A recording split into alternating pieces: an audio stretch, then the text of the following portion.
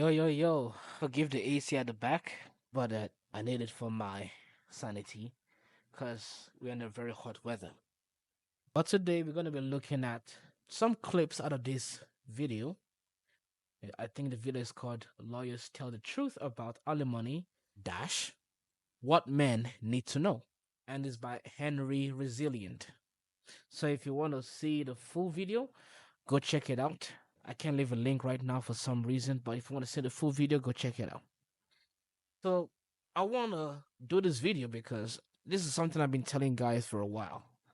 I've been telling men to use this particular strategy, but men do not seem to want to listen to me when it comes to this particular strategy. So let's have a listen.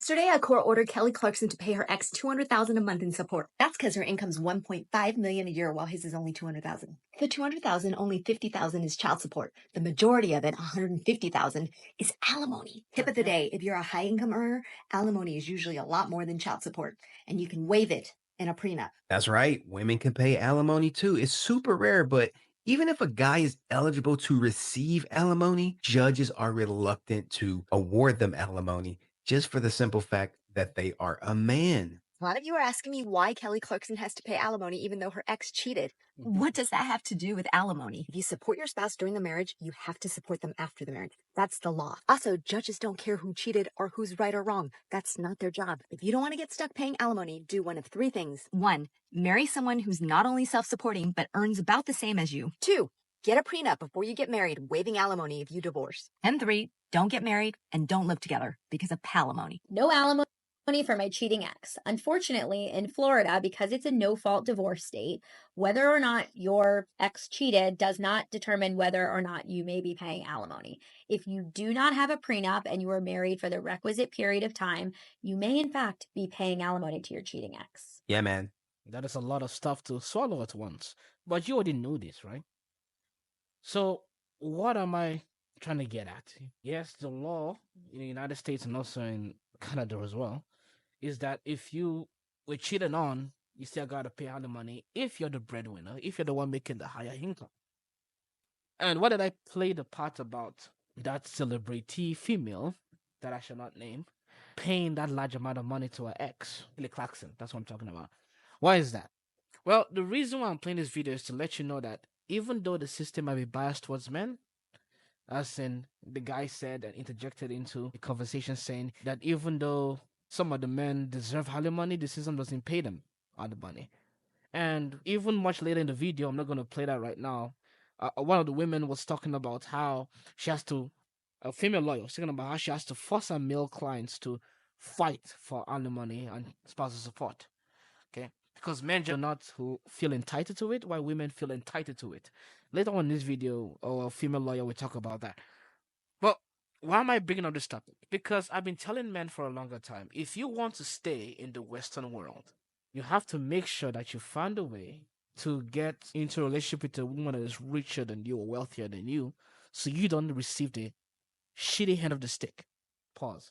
But a lot of men do not listen to this because a lot of men have been stuck in this I'm a provider bubble, I'm a protector bubble, and they end up being completely graped out of their resources when it comes to the court system. Because the court system, even though it's biased towards men, it is only going to favor you as a man if you're not the one having to pay your wife or your spousal support. If she's the one that has to pay you or not to pay you. Because yes, the court system doesn't always award alimony to the man, but that doesn't mean that the man is losing necessarily if the court system doesn't award alimony to him. In fact, the man will be winning from the sheer idea that he doesn't have to pay the woman anything. So that's why, from a logical or rational perspective, being the provider and protector in your relationship is going to lead to your downfall in the Western system. Now, if you want to be a provider and protector, you have to stay outside the Western system. You have to go to a third country, to any other country that would favor you in the marriage whereby you are the breadwinner. But when it comes to the Western world, that is not going to be the case. It's a better idea as a man, if you want to live in the Western world, to marry a woman that is richer than you. Because a woman that is richer than you is going to disrespect you the same way a woman that is less rich as you is going to disrespect you.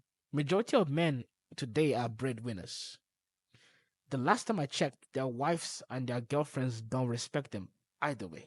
So if you're going to be disrespected, at least be disrespected when you're getting paid. Now, am I saying this because I want men to be gold diggers and to take half of women's resources? No, I'm saying this because it's a control mechanism. It's a protection mechanism, rather. It's something that men can rely on, that this cost system is either going to go in favor of them receiving money in the best case scenario from their wives, or go in favor of them not receiving money at all, but nobody has to pay anybody anything. Meaning that it's both a win and a win.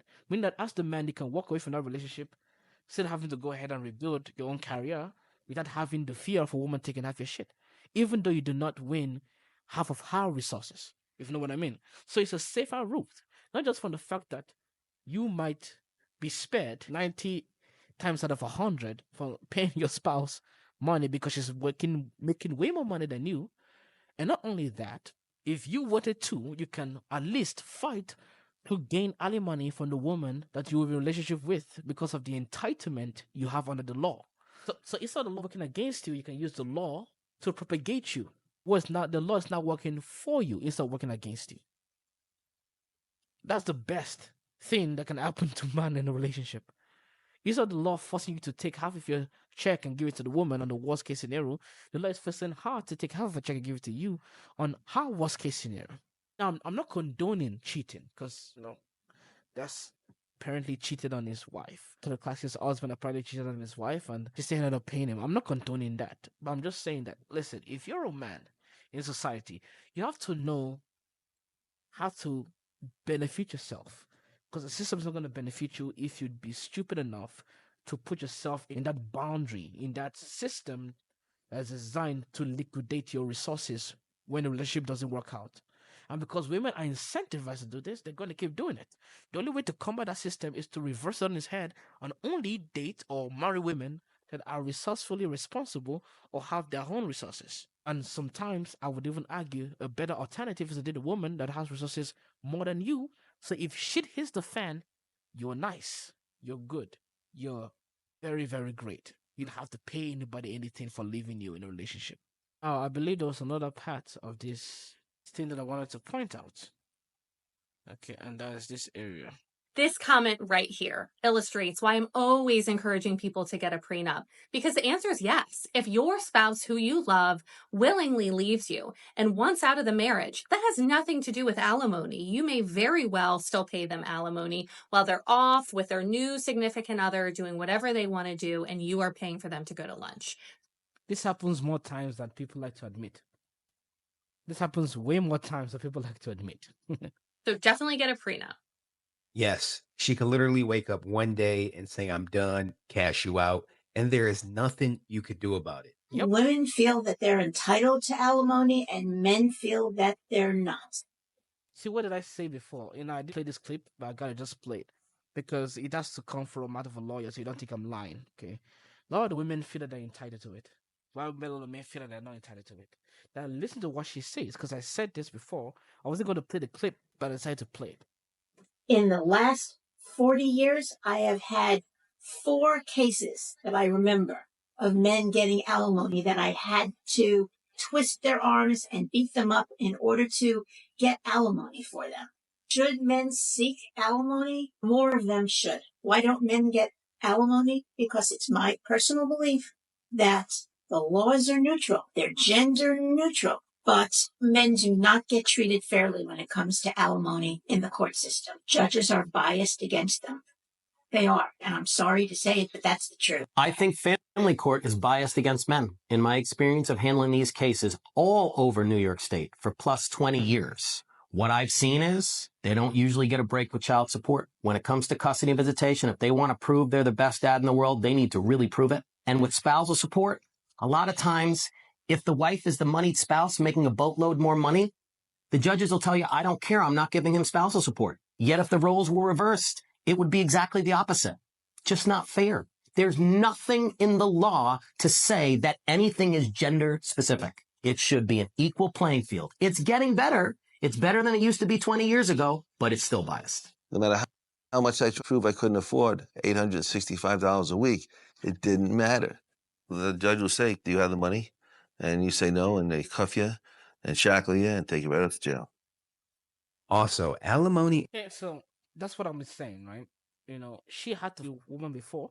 How to force men, 4 men in her entire 40 years, just 4 men, I believe, to chase it, because these men have been conditioned to think that they shouldn't have to go fight for the right to get paid by their wives. And normally I would say that is fine, but in this is a war. Okay, women have, with the help of the state, declared war on men. You can't be playing I am so in this situation, because the system is not fair to you. As you said, the system is gender neutral, but the way the system is enforced is biased towards men. So at least fight, so you can at least get a chance of getting some money out of it, or at least marry a woman that is richer. So even if you don't want to fight, you don't get to lose money. That's the most important thing. You don't get to lose money in that relationship. Okay, and now this guy's the other lawyers are talking about how unfair the law system is. Well, yes, we all know this, but I guess it takes a lawyer to see it. But that's the way it is, and that's the way it's always kind of has been. That's all I gotta say today. And thanks for watching, and I will see you guys next time.